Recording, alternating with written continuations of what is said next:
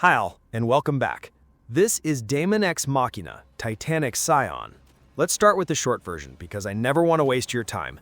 The demo makes a fantastic first impression and I can't wait for the full release. I do have one major concern which I'll cover near the end. At its core, it's a third-person mech action game, but the armored units play like agile exosuits, closer to Anthem than a classic heavyweight mech. If you love the first Daemon X Machina, quick heads up. Titanic Scion leans exosuit in movement and air control, but it doesn't go full Anthem. It still feels more like a mech game.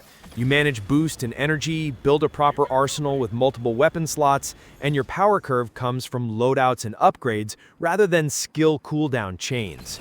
On top of that, melee is pushed harder. Swords and combo strings give close range a bigger role than Anthem ever did.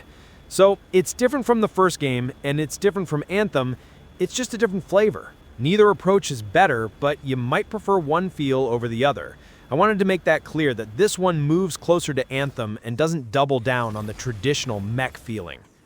This entry also adds a large, explorable open world. So the core loop is clear. Explore for resources, clear enemy outposts, and feed progression.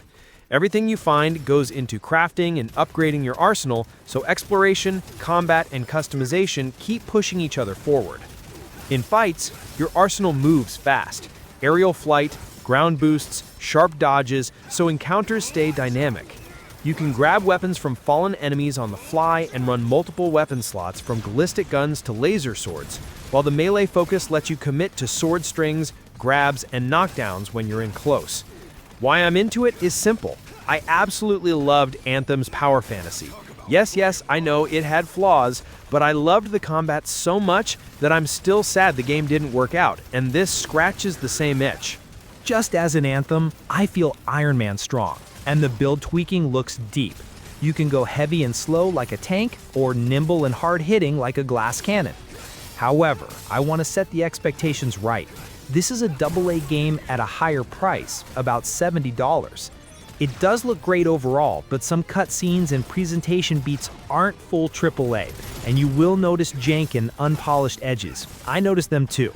I just don't mind it as much, since I'm more than willing to pay for something that scratches the Anthem itch. One thing I'm worried about is performance, because the demo isn't there yet. Demos are often older builds, so I'm hopeful it improves by launch, but it's worth keeping an eye on. In one line, I'm hoping this finally fills the Anthem-shaped hole in my heart.